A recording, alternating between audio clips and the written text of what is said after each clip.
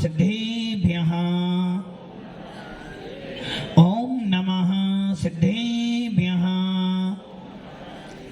यदर्चा भावेन प्रमुदितमनादरे दुर्यः क्षणादासित स्वर्गी गुण गणित मेधा सुखनिधि लमन्ते सद्भक्त्या शिव सुख समाजं किमु तदा महावीर स्वामी नयन पथगामी भवतु मे महावीर स्वामी नयन पथगामी भवतु महावीर स्वामी नयन पथगामी भवतु गुरुवः पंथनो नित्यं ज्ञान दर्शन नायिका चारित्रानं गंभीरा मोक्ष मार्ग उपदेशिका। पंच परमेष्टि भगवान की, एक आदिनाथ भगवान की, अंतिम संसनपति भगवान महावीर स्वामी की, आचार्य श्री कुंद कुंद भगवंत की, आचार्य श्री विमल सागर जी महाराज की, आचार्य गुरुदेव सनमती सागर जी महाराज की, तीन कामनो करोड़ मणि राजों की, द्वादशांजन मणि माता की। और दोनों हाथों को ऊपर उठाकर बहुत जोर से जयकारा लगाना है कि सारे भीलवाड़ा में जहां भी लोग बैठे हुए हैं उनको पता चल जाए कि किसी की जयकारा लगाई जा रही है। कहां से? हाउसिंग बोर्ड से। दोनों हाथों को ऊपर करके बोले आचार्य गुरुवर श्री सुंदर सागर जी महामुनि राज की, बोले समस्त आचार्य संघ की नमोस्तु। भव्य आत्मा पावन दिवस, पावन बेला, जिसका पूरे साल भर इंतजार करते हो, जिन भावों के लिए साल भर तैयारी करते हो, जिन परिणामों के लिए साल भर सोचते हो, किनके लिए, किसके लिए पूरा जीवन बिता देते हो? सिर्फ एक काम करने के लिए। पूरा जीवन लगा देती हो मात्र एक काम करने के लिए, किंतु पूरा जीवन लगा देने के बाद भी वो भावना पूरी हो नहीं पाती है। इसलिए भगवान महावीर का शासन कह रहा है कि हे आत्मन, हे आत्मन, तुझे जिन शासन मिला है, वीतराग देशना मिली है, और वीतरागी देशना के स्वामी ऐसे अरहंत पद को धारण करने वाले भगवान महावीर की मुद्रा को धारण करने वाले ये पंच परमेष्टि मिले हैं। कोई सामान्य बात नहीं है, बहुत बहुत बहुत बहुत दुर्लभ वस्तु मिली है। जब 6 डाना पढ़ते हो, 6 डाना में छंद आता है, दुर्लभ लही जो चिंतामणि तो परियाए लही तस्ते तनी लट पिपिल अलियाधि सरी धर धर मरियो सही भऊ पेर। चिंतामणि रतन हर किसी को, हर किसी को, और जिसको मिल जाए, जिसको मिल जाए क्या? चिंतामणि रतन हर किसी को मिलता नहीं, और जिसको मिल जाए वो कभी किसी से कम होता नहीं। यदि आपको चिंतामणि रतन मिल जाए तो अपने आप को आप क्या समझोगे? पूरे विश्व का किंग। अरे भैया, चिंतामणि तो मात्र एक पत्थर है, पुद्गल है। आचार्य भगवंत कह रहे हैं दुर्लभ लही जो चिंतामणि। जिस प्रकार चिंतामणि रतन मिलना दुर्लभ दुर्लभ दुर्लभ है, डायमंड, डायमंड दुर्लभ है, और उसमें भी 100 कैरेट का डायमंड मिल जाए तो बहुत दुर्लभ है। और मान लो 1 किलो वाला मिल जाए तो बोलो महाराज तब तो बस सोचो मत, पूरे हिंदुस्तानी पूरे विश्व के अंदर मुझसे बड़ा कोई। किंतु जिस प्रकार डायमंड मिलना दुर्लभ नहीं, अति दुर्लभ है। किंतु आचार्य भगवंत कह रहे हैं, वीतराग देशना कह रही है वो तो पुद्गल है, पुद्गल। एक दिन विनाश तो होगा। जब एक पुद्गल इतना दुर्लभ है तो यहाँ आचार्य भगवंत कह रहे हैं, दुर्लभ लही जो चिंतामणि तो पर्याय लही तस्तनी। जिस प्रकार चिंतामणि रतन मिलना दुर्लभ में से भी दुर्लभ था, जिस प्रकार डायमंड मिल जाना अति दुर्लभ था, वैसे ही निगोद से निकलना, वैसे ही स्थावर से निकलना, वैसे ही एक इंद्री से निकलना अति अति अति अति दुर्लभ। आप सोचो, एक तरफ चिंतामणि रतन पड़ा है और एक तरफ तरस पर्याय पड़ी है। कौन सी पर्याय लेना चाहोगे आप? एक तरफ चिंतामणि रतन पड़ा हुआ है,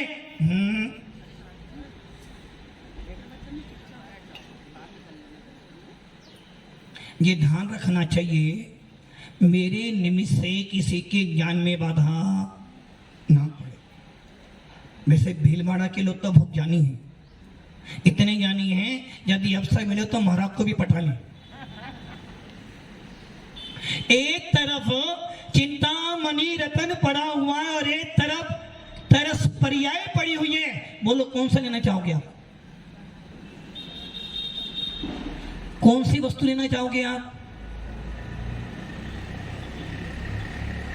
मन में तो अरे महाराज जो पड़ा ना वो चिंतामणि, यदि वो मिल जाएगा ना फिर मोदी क्या पढ़ते हैं सामने, फिर तो सरवार सिद्धि का देती मेरे सामने कुछ भी नहीं है। अरे भैया पुद्गल को जमा करते करते क्यों अपनी बुद्धि पुद्गल की बनाते हो? हे ज्ञानी ये तो सोच, वो चिंतामणि रतन भी तुझे मिल जाए और तुझे यदि एक इंद्री की पर्याय मिल जाए तो क्या इस्तेमाल करेगा? तो उसका बोलने के लिए वचन नहीं है, सोचने के लिए मन नहीं है और खाने के लिए इंद्रियां नहीं है, क्या करेगा बता? तो इस छन्ने में आचार्य भगवान क्या कहने जा रहे हैं? दुर्लभ लही जो चिंतामणि तो पर्याय लही तस्तनी। एक इंद्री की पर्याय में से तरस पर्याय को पाना अति अति अति दुर्लभ है। और नहीं क्या करे हैं? दुर्लभ लही जो चिंतामणि तो पर्याय लही तस्तनी। लट पिपिल अली आदि शरीर धर धर मरियो सही बहु।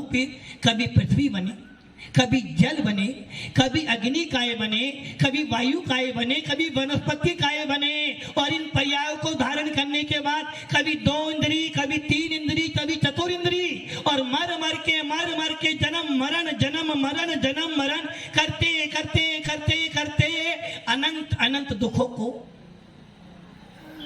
और आज भी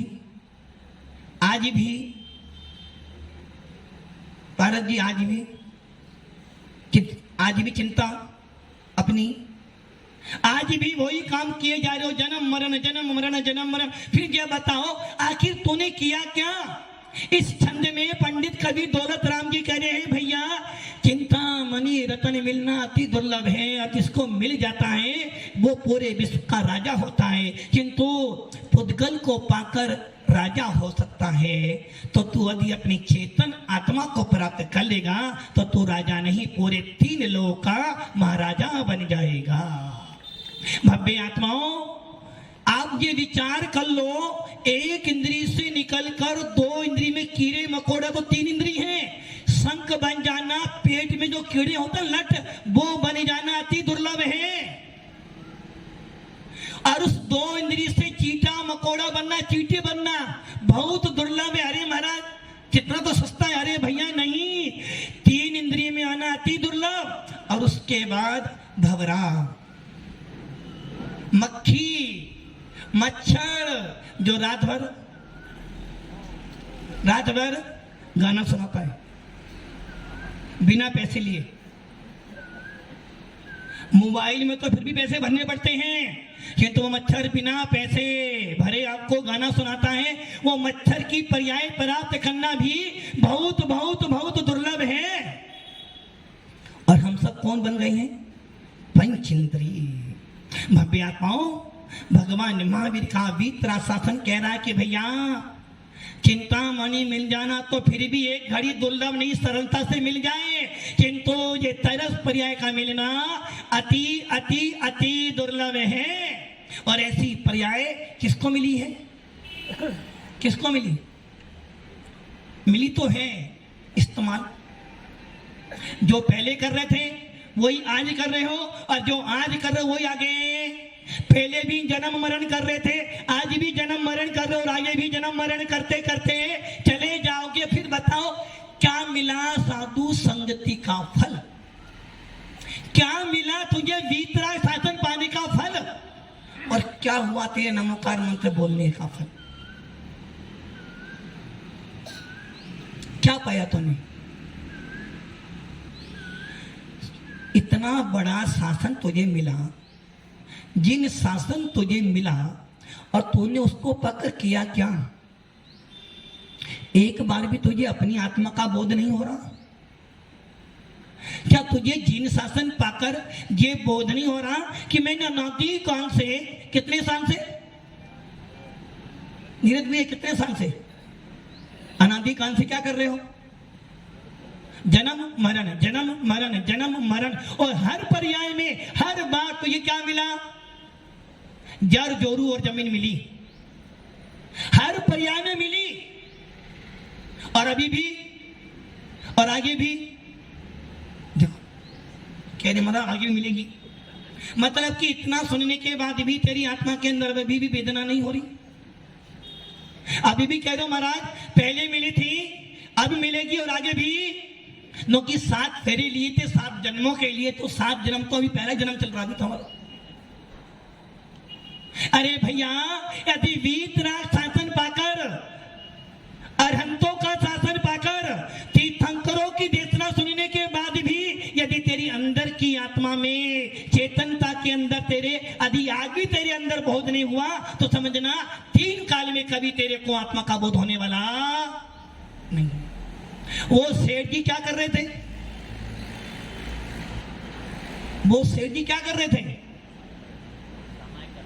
समाई कर रहे थे। सेठानी क्या कर रही थी? घी किसमें? सेठ जी में, दीपक में। सेठानी दीपक में घी डाल रही है शुभ भावों से, सेठ जी दान कर रहे हैं शुभ भावों से, किंतु शुभ भाव करते करते करते करते करते सेठानी ने घी डालते डालते डालते वो अपनी आनंदित हो रही है कि चलो धन्य हो गया मेरा आज ये घर, आज मेरी ये कुटिया धन्य हो गई, जो मेरा कौन? पति परमेश्वर। आप बोलते हो ना धर्म पत्नी, वो कहते पति परमेश्वर क्या कर रहे हैं? समाई कर रहे हैं। धन्य हो गए मैं आज, जो मैं इनकी साधना में सहायक बनी। वो घी पे घी डाली जा रही है, डाले जा रही है, डाले जा रही है। और सेठ जी सोच रहे हैं कब दीपक बुझे और मैं पानी, जब कब प्रवचन बंद हो और मैं दुकान पर। राकेश जी ये सोच रहे हैं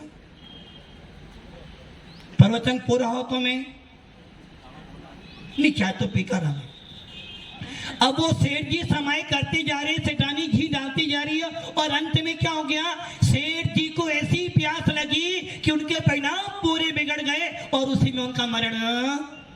अब बोलो क्या फल मिला? फल क्या मिला? वही सेठ जी का जीव क्या करने बैठा था? सामायिक। और सामायिक में चिंतन क्या करते हो सब लोग? एक दिगंबर साधु, एक त्यागी भक्ति भावना क्या बताए? दिन रात मेरे स्वामी मैं भावना ये भाऊं, देहांत के समय में तुमको न भूल जाऊं। अब अब वो सेठ जी ने समाई करते करते ऐसी आकुलता कर ली, मुझे पानी पीना, पानी पीने के भाव आ गए, परिणाम खराब हो गए और मर कर मेंढक बन गए। क्या बन गए? सेठ जी ने अच्छा क्या गलत किया? सोनलाल जी अच्छा क्या गलत किया? अच्छा क्या गलत किया? अच्छा किया। अरे समाई करते करते यदि समाई का फल मेंढक बनना है क्या? यदि जैन कुल पाकर भी तुझे मेंढक बनना पड़े तो तेरा जैन कुल मिलना तेरे लिए दुर्भाग्यशाली है। राजा की सेवा करने वाला यदि भंगी चमार बन जाए तो क्या फायदा राजा सेवा करने का? अरे राजा की सेवा करने वाला तो साहूकार होता है। और हमारे भत्तामर में कह रहे कि हे भगवंत, ए भगवंत सुन लो, किससे करे हैं? भगवान से। वो कभी मानतुन स्वामी कह रहे कि हे भगवान सुन लो, एक राजा की सेवा करने वाला नौकर भी राजा जैसा हो जाता है तो तू तो 3 लोक का महाराजा है। यदि मैं तेरी सेवा करूंगा तो तेरा जैसा तो पक्का होऊंगा। भव्य आत्माओं, अब मुझे बताओ, जैन कुल पाकर यदि वो सेठ समाई करने बैठा था और समाई करने का बाद भी यदि मेंढक बन जाए तो आप क्या कहोगे?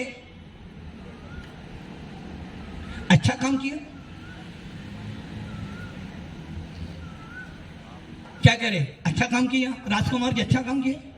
और तुम राजकुमार होकर भी महाराजा ना बनो तो भी फायदा क्या तुम्हारा? हाँ केसर वाले दादाजी, उसने अच्छा काम किया। समय का फल क्या मिला उसको? मेंढक। और यदि मेंढक बना तो तिर्यंक गति मिली, और तिर्यंक गति का मतलब है मायाचारी करना, और जो मायाचारी करेगा वो कहां जाएगा? तिरंज बनेगा। तो सेठ जी ने क्या किया? समाई करने तो बैठे थे अच्छे भावों से, भैया तेरा डिजाइन मुझे खराब कर देगा। अब आप ये सोच लो, आपके पास अपने लिए 1 सेकंड भी मात्र क्या लिख रहे हो? फलाना फलाना जैन साहब। मतलब है क्या? मतलब कि जैन शासन पाकर वीतराग धर्म पाने के बाद भी तुझे अपनी आत्मा का बोध नहीं हो रहा। यदि तुझे जैन संत मिलने के बाद भी तेरे अंदर कोई परिवर्तन नहीं आ रहा, समझना तुझसे बड़ा दुर्भाग्यशाली और कोई नहीं हो सकता। जैन मुनि बन जाने के बाद भी यदि मुझे अपनी आत्मा का आनंद नहीं आया, यदि जैन मुनि बनने के बाद ही मेरे को अपनी आत्मा का वेदन नहीं हुआ, और जैन मुनि बनने के बाद भी मेरी कसाई कम नहीं हुई, तो जैन मुनि बनना मेरा व्यर्थ है। मात्र नंगे हो जाने से कोई मुनि नहीं होता है। यदि मुनि होता है तो अपनी आत्मा की भावनाओं से, अपने गुणों से होता है। और जैन, जब एक जैन मुनि होने के बाद भी 28 मूल गुण पालन कर रहा है। कितने मूल गुण? इस भयंकर गर्मी के अंदर भी एक बार भोजन पानी लेकर अपना जीवन चला रहा है, और उसके बाद भी यदि उसे मुनि पने का आनंद नहीं आए तो उसकी सारी मेहनत। और आप जैन शासन को पाकर, वीतराग धर्म को पाकर, निर्गंतों का समागम पाने के बाद भी यदि अपने अंदर में परिवर्तन नहीं कर पाए तो तेरा जैन कुल का पाना व्यर्थ। वो सेठ जी समाई करते करते मेंढक बन गए, मतलब कहीं ना कहीं तो गड़बड़ी हुई। अब वो गड़बड़ी किसने करी? गड़बड़ी किसने करी? किसने? दीपक ने। अरे आप गलत नहीं कह रहे, दीपक ने गड़बड़ी कर दी। तो गड़बड़ी किसने करी? शैतानी ने करी। हाँ, मतलब कि सारा काम तो मैं करूं और 2 शैतानी को दे रहे तुम भैया। इसलिए मैंने परसों बोला था ना, दुनिया के दूसरों के बारे में तो बहुत जल्दी बुद्धि लगा लेते हो, अपने बारे में कभी बुद्धि नहीं लगाते हो।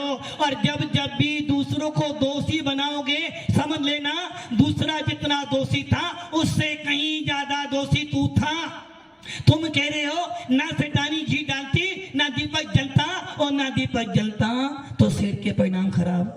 किंतु ये क्यों नहीं सोचा सेठानी तो अपना काम कर रही थी, दीपक अपना काम कर रहा था, सेठ भी अपना भी काम करता, तो वो तिरंच महाराज जी यही है खराब, यही आप नहीं, तुम्हारे पीछे जो बैठा वही खराब है बस। अरे भैया सामने वाला वस्तु कोई खराब नहीं होती, खराब तेरे भाव होते हैं। यदि सेठ जी भाव ना बनाते पानी पीने के तो वो दीपक भी जलता रहता, सेठानी घी भी डालती रहती और सेठ जी देव बन जाते। चंडाल को राजा ने आदेश दिया कि ये राजकुमार को फांसी देनी है। चंडाल कहता है मर जाऊंगा किंतु फांसी तो, क्योंकि मैंने जैन मुनि से नियम लिया है कि मैं 14 के दिन किसी को घात। उस राजा को क्रोध आया, राजकुमार और चंडाल को दोनों को कहां डाल दिया समुद्र में। किंतु सेठ राजकुमार के परिणाम खराब थे, उसे पशु खा गए, और चंडाल के भाव अच्छे थे तो देवों ने सिंहासन लगा दिया। सारा खेल तेरे भावों का है। और तुम कह रहे हो नहीं, गलती तो निर्मल जी, गलती तो अपनी गलती नहीं मानी। अरे दीपक जल रहा, दीपक में जल रहा था, सेठानी में थी, तो उन्हें परिणाम खराब क्यों किए? दूसरों के परिणाम खराब होने से तेरा का बिगड़ जाएगा। सोचो जरा सा, मैं तुम्हारे बारे में बुरा सोचता हूं, तुम्हारा क्या बिगड़ गया? बोलो भाई, तुम्हारा क्या बिगड़ेगा? और तुम मेरे बारे में बुरा सोच रहे हो, मेरा क्या बिगड़ जाएगा? कुछ नहीं बिगड़ेगा। और मान लो जो पारस भैया बैठे ना, पारस भैया, और बार में कौन बैठा है?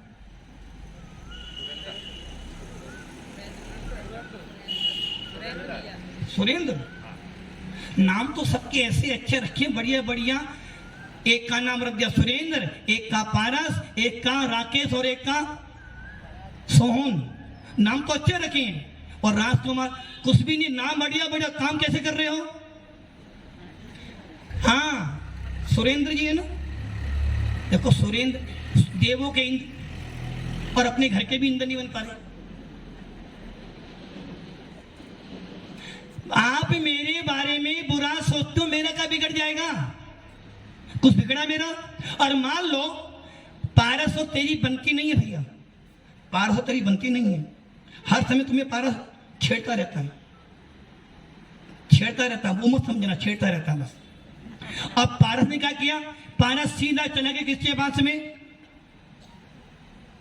कहां गया? नीरज के पास। कुछ बोल रहा था, देख ले तो मेरे बारे में बोल रहा है, मेरे बारे में बोल रहा है, मेरे बारे में, जबकि वो तेरे बारे में बोल रहा है या नहीं बोल तुझे नहीं पता। नहीं, मेरे बारे में ही बोल रहा है, मेरे बारे। क्या करा तूने? दूसरों के बारे में सोच कर तूने अपनी पूरी बुद्धि। अब बता, बुरा किसका हुआ? पारस का बुरा हुआ ना। क्यों? वो तेरी निंदा कर रहा था। अरे भैया, दुनिया के सोचने से तेरा बड़ा बुरा नहीं होने वाला, दुनिया के अच्छे सोचने से मेरा अच्छा नहीं होने वाला, और दुनिया के बुरे सोचने से मेरा बुरा होने वाला। कब होगा? महाराज जी, बहू मानती नहीं है। जब देखो जब मेरी निंदा करती रहती है, घर की सारी बातें बाहर बोलती रहती है। ऐसी बहू तो भगवान किसी को ना। कौन खराब थी? बहू खराब थी ना। और बहू कह रही है भगवान महाराज जी पूछो मत, जब से ये मम्मी जी आई है मेरे घर में तो किले से किले सो रहा, ना मैं मंदिर जा सकती ना कहीं भी। बुरा कौन था? मम्मी जी। अरे दुनिया के बारे में बुरा सोचने से उसका बुरा होने वाला नहीं। यदि तू दुनिया के बारे में बुरा सोचता है, उसका बुरा हो ना हो वो तो उसका कर्म बताएगा, कि तेरा बुरा तो निश्चित है। राकेश जी क्या सोच रहे? नहीं, कुछ तो सोच रहे हो। नहीं, वो जो सोच रहे हैं बस 25 का प्रोग्राम पूरा हो जाए, मैं तो फिर। अरे भैया, ये ध्यान रखना, पुण्यशाली हो, बिना बुलाए तुम्हें साधु संतों का समागम मिला है, बिना मेहनत किए तुमको जिन कुल मिल गया है, बिना पुरुषार्थ किए तुझे नमोकार मंत्र मिल गया है। तुझे कुछ नहीं करना, तेरे भगवंतों ने, तेरे आचार्यों ने 7 तत्व, 9 पदार्थ, 6 डर, आत्मा कैसी होती है बता दिया है। तुझे तो मात, अब उसका वेदन क्या करना है? तुझे कुछ नहीं बनाना, तुझे मंदिर भी बना बनाया मिल गया, तुझे तो पंच परमेष्ठी मिल गए, और उसके बाद भी यदि तेरी आत्मा में परिवर्तन ना हो, तेरी बुद्धि में परिवर्तन ना हो, तो समझे ना तेरे से बड़ा ज्यादा मूर्ख आदमी और कोई नहीं होगा। ये सोच लेना कि सोचो आप कि एक संघ लंबी दूर से आता है, तुम्हारे यहां रुकता है, क्या उसके पास और कोई इलाका नहीं था क्या? और कोई नगर नहीं था? अरे भैया, तेरे को यदि ये अवसर मिल गया तो सोच लेना। क्या सोचना? अति शुभ कर्मों के आने से संतों का समागम मिलता है, संतों की वाणी सुनने से दुख जन्म मरण का। भगवान क्या मारे हो? अरे ये महाराज जी आ गए, अब कैसे संभालें इनको? टेंशन तो आ गई ना सोनलाल जी, टेंशन आ गई? नहीं, टेंशन तो आ गई, टेंशन नहीं आई। अरे महाराज जी आ गए, अब उनको चौका कौन लगाएगा? टेंशन आ गई ना। देखो वो कह रहे हैं टेंशन आ गई, मतलब कि साधु संत टेंशन वाले होते, घर वाले टेंशन फ्री होते हैं। महाराज जी आ गए तो अब समय देना पड़ेगा, महाराज जी आ गए तो उनके पास रात में भी जाना पड़ेगा, माता जी आ गए तो ज्यादा टेंशन हो गई। अभी 2 घंटे हम टीवी देखते थे, अब 2 घंटे हमारे टीवी के पूरे गए, और फिर संघ को लाओ, हार भी कराओ, भैया व्यक्ति भी करो, फिर उसके बाद सवेरे प्रवचन सुनो और शाम को फिर आना, तो टेंशन ही तो बढ़ गई। तो साधु संघ के आने पे क्या हो गया? टेंशन होगी ना। बस महाराज 25 का हो जाए फिर हम तो। अरे भैया ये सोच ले, भेती गंगा आई थी, भगीरथ के माथे पड़ गई। अरे ते तू सौभाग्य समझ ले कि इस पंचम काल में भी तेरे को नमो लोए सब में सावन तुझे मिल रहे हैं, तो तेरा कोई अति पूर्व कर्म का पुण्य होगा जो बिन मांगे तुझे साधु संतों का समागम मिल रहा है। और इसको पाने के बाद भी दुर्भाग्यशाली है वो जीव, दुर्भाग्यशाली है वो जीव जो अपने घरों में बैठकर या तो टीवी देख रहे हैं या दुकानों पे जाकर अपने मोबाइलों पर। कितना बड़ा दुर्भाग्यशाली है तो कि तेरे गांव में साधु संत आए और तुझे चिंता मुनि रतन घर में पड़ा है और तुझे चिंता ही नहीं हो रही है। और फिर कहता है नमो लोए संवे साउनम। अरे घर में बैठ के नमोकार मंत्र का स्मरण कर रहा है और सामने नमोकार मंत्र दिख रहा, तो तुझे हाथ नहीं जुड़ रहे, तो तेरे से ज्यादा ज्ञानी और कोई? हमें ऐसा ज्ञानी नहीं बनना। भव्य आत्माओं, वो सेठ ने क्या किया? परिणाम खराब बनाए और मेंढक बन गया, और वो मेंढक मरकर एक बावड़ी में पैदा। अब बताओ, सेठ जी ने अच्छे भाव बनाए? नहीं बनाए। और सेठानी ने अच्छे भाव बनाए? अच्छा, मतलब सेठ जी समय कर दो गलत हो गए, सेठानी अच्छी हो गई। और पहले क्या कह रहे थे? निर्मल जी नहीं, सारा दोस्तों महाराज, सारा दोस्त तुम्हारा, ना तो माते नाम यहाँ बैठते,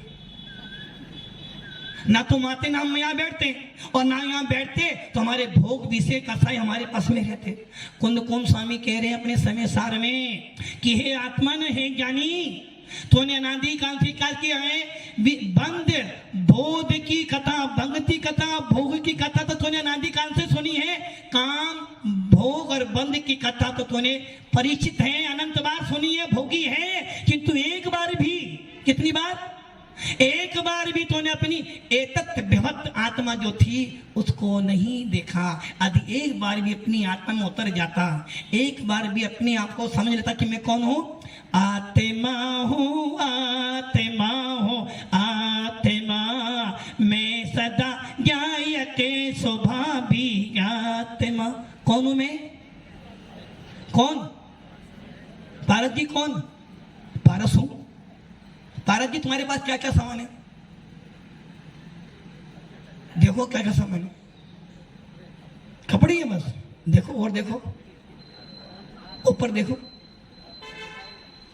जेब में देखो, मोबाइल, और हाथ में, जेब में महात्मा गांधी भी है, और आजू बाजू में कौन बैठा होगा? है ना भोग, और सब तुम्हारा ही है ना?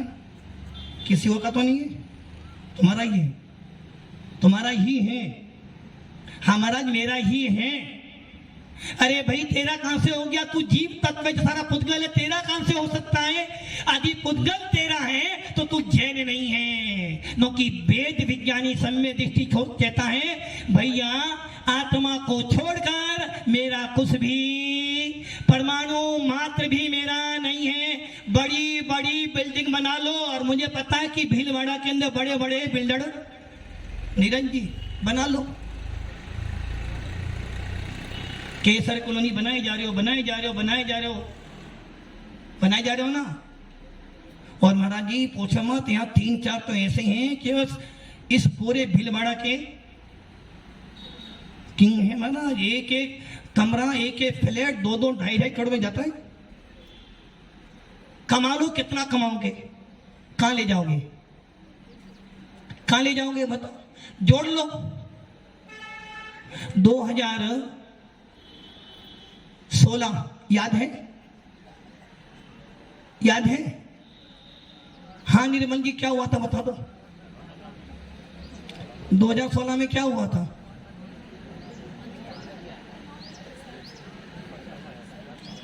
हाँ नोटबंदी। उस समय क्या हुआ? जितनी भी महिला थी सबके पास जितने भी नोट थे सबके सब निकल कर कहां पर आ गए? और क्या भावना मांगे? या तो निकल जा, दान दे दो, वरना ये सबके सब रद्दी हो जाएंगे। अब आप सोच लो जितनी मेहनत करके तुमने जोड़ा था वो सब क्या बन गए? अरे भैया कितना जोड़ोगे, कहां ले जाओगे? बोलते जरूर है महाराज, आया अकेला जाना अकेला, तुम श्रद्धा नहीं हो रही, फिर भी घर में इतना धन है कि ये पूरा भाव आराम से निकल जाए। किंतु नहीं महाराज, बेटे के बेटा, बेटे के बेटा, बेटे के जोड़ा जा रहे, जोड़े जा रहे, जोड़े, किंतु दान देने की भावना। अब आप ये सोच लो, यदि जैन कुल पाकर तूने मात परिगिरे जमा कर भी लिया, मरते समय कहां ले जाएगा? कहां ले जाओगे महाराज? बहुत बड़ा सेठ है, और इतना बड़ा सेठ है महाराज, पूरा भीलवाड़ा खरीद ले वो। क्यों रखी? सही है ना। अब ये बताओ कहां ले जाओगे? जाएगा जब यहां से कोई न साथ देगा, जाएगा जब यहां से कोई न साथ देगा, 2 गज कफन का टुकड़ा तेरा लिवाज होगा। जोड़ ले, कितना जोड़? वो सेठ भी जोड़ जोड़ कर रख गया, मेंढक बन गया कुएं के अंदर। और जब वो शैतानी पानी भरने आई, मेंढक भी कुएं में कहां पैदा हुआ? अपने घर की बावड़ी में मेंढक हो गया। और जब वो शैतानी पानी भरने गई तो बार बार वो मेंढक उस शैतानी के ऊपर, हाँ किसके ऊपर जा रहा है? कौन जा रहा है? कौन जा रहा है? मैं मेंढक नहीं, मैं तेरा सेठ हूं। और ये जो मेंढक बना हो ना, ये सारा दोष निर्मल जी शैतानी का ही है। और शैतानी कह रही है मेंढक से, सुनो दोष मुझे मत दे, दोष अपने भावों को दे। ना तो भाव खराब बंद करता और ना तो मेंढक बनता, और ना मेंढक बनता ना तुझे पानी पीने की भाव आते। अब वो शैतानी बार बार उसको संबोधन करे कि देख तूने थोड़ा सा परिणाम खराब बनाया तो मेंढक बन गया। अब तुम सोच लो, जैन कुल पाकर नमोकार मंत्र बोलने के बाद भी, साधु संतों के पास आने के बाद भी यदि तेरी प्रणति अपनी आत्मा की ओर नहीं जाती है तो तू भी क्या बनेगा? नहीं, मेंढक तो बन नहीं सकता। क्या बनेगा?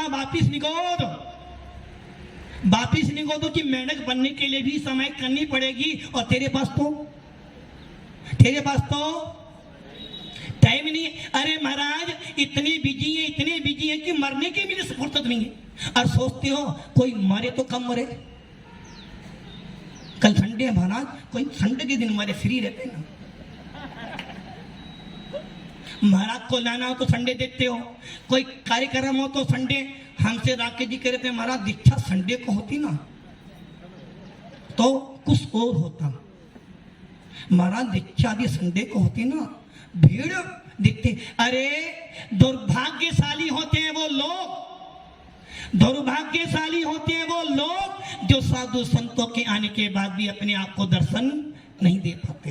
अब आप सोच लो, एक नेता आता है तो पूरा का पूरा भीड़ भाड़ा जमा हो जाता है, एक पीएम सीएम आता है तो पूरा का पूरा भीड़ भाड़ा उसके सम्मान में खड़ा होता है। अरे भैया, पीएम सीएम पूरे देश का होगा, किंतु एक जैन साधु पूरे विश्व का होता है। अब आप सोच लो, जब एक पीएम के आने पर इतना सम्मान करते हो तो एक दिगंबर साधु के आने पर आपको क्या करना चाहिए? संडे हो या मंडे, जो जैन होगा, जो अपने आप को जैन मानता होगा, जो नमो लोए सम्मिथानुम बोलता होगा और उसके मन में ये भाव होंगे, नहीं यदि मैं जैन हूं तो मेरा कर्तव्य क्या है? देव पूजा, गुरु उपासना। यदि मैं जैन हूं, नमोकार मंत्र बोलता हूं, नमो लोए सम्मिथानुम बोलता हूं, तो कोई भी साधु आ जाए, मेरा पहला कर्तव्य है कि सबसे पहले गुरुदेव की वंदना करने जाना है। और राकेश जी कह रहे हमारा संडे नहीं है, अगले दिन चुनाव है, कुछ भी हो सकता है। रे भैया, तुम्हारे यहाँ चुनाव है तो जिन शासन के अंदर भी मोक्ष मार्ग का चुनाव है 25 तारीख को, जिस दिन कोई भव्य जीव उस मोक्ष मार्ग पे बढ़ेगा, तुम्हारा वोट नहीं चाहिए उसको, तुम्हें तो 26 को वोट डालना पड़ेगा जब तुम्हारा कोई पीएम बनेगा। किंतु इस मोक्ष मार्ग पे आने के लिए भगवान महावीर ने कह दिया कोई वोट नहीं, क्योंकि वोट और नोटों से मोक्ष मार्ग नहीं चलता, मोक्ष मार्ग तो चलता है अपनी भावनाओं से चलता है। इसलिए हमारे यहाँ आचार्य उमा स्वामी ने लिखा, मरनांती किम लेखना जोशिपा। आज अजितनाथ भगवान जिन्होंने सर्वप्रथम सम्मेद शेखर से मोक्ष प्राप्त किया, ऐसे अजितनाथ भगवान जो आदिनाथ के बाद हुए, किंतु इतने पुण्यशाली हुए कि उनके तीर्थ काल में, एक समय में उनके तीर्थ काल में 170 तीर्थंकर पैदा हुए। एक उनके काल में ही अधिक से अधिक तीर्थंकर कितने हो सकते? कम से कम 24 या 20, और अधिक से अधिक 170। भगवान अजितनाथ का ऐसा काल रहा जिसमें 170 तीर्थंकर हुए। और सबसे प्रथम इस 35 हुंडा अवसरपणी काल में सबसे पहले मोक्ष जाम यदि सम्मेद से करके सोई है तो वो कौन है? हमारे अजितनाथ भगवान। और जिनको मोक्ष में जाना है, जिनको निर्वाण की प्राप्ति करनी है, उनके लिए सबसे पहला सूत्र है कि तुझे साधु संत तो, तुझे संयम धारण तो। और संयम धारण करने का फल क्या है? संयम धारण करने का फल क्या है? दुकान खोलने का फल क्या है? हाँ भैया, नीरज जी के पास दुकान खोलने का फल क्या है? जीवन जीने के लिए। तो जीवन तो हम भी जी रहे, आजा। क्या कह रहे भैया? जीवन ही जीना है ना, अकेले ही हो। कहाँ है परिवार? परिवार तेरा कहां से हो गया भैया? तेरे साथ जाएगा, लेकर आया था, नहीं तू लेकर नहीं आया। तू जब आया था लेकर आया था, ये लाया था ना, जाएगा जब, तो फिर तेरा कहां से हो गया? बस अपने आप को कह रहा मेरा मेरा मेरा मेरा मेरा मेरा, बस तो यही गलती कर रहे हो। सबको अपना कह रहे हो, किंतु सब कह रहे मैं तेरा। आज पत्नी से पूछना तो मेरी है, पत्नी से पूछे मेरी है, पत्नी क्या बोलेगी? पत्नी आपकी है ना, पूछना मेरी है तो मेरे साथ चलेगी, तेरे साथ जाएगी? नहीं जाएगी। और कहां जाएगी? तेरे साथ तो जाएगी भैया, तेरे साथ जाएगी। देखो अभी क्या कितना झूठ बोल रहा है। अंतिम समय में नहीं जाएगी, अभी तो मेरे साथ में जाएगी। मतलब कि आप सोच ले, इतना समझाने के बाद भी बात गले में।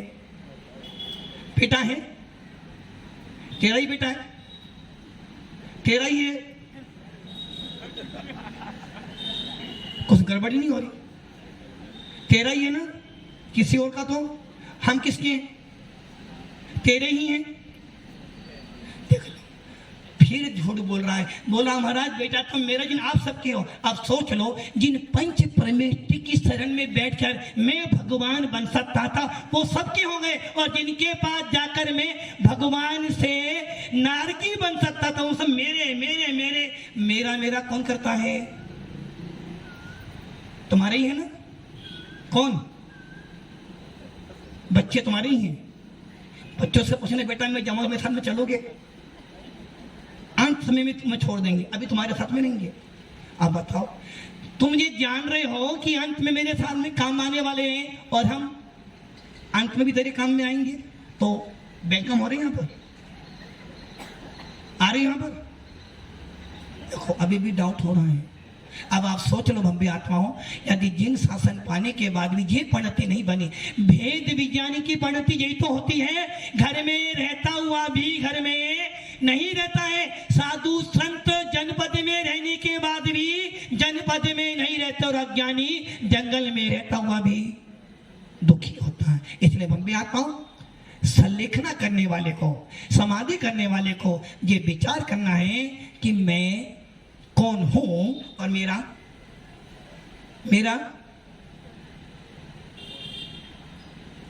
को मैं किसका हूं, मेरा कौन है। आपका तो बहुत कुछ, हमारा कोई नहीं है। ये भी लोग हैं हमारे नहीं है, और आप तो हो ही नहीं। इसलिए भव्य आत्माओं, जिन शासन मिला है, वेद धर्म मिला है, इसे जानो, मानो और अपनी आत्मा का कल्याण करो। ओम नमः सिद्धि। और अभी कोई नहीं जाएगा जिनवाणी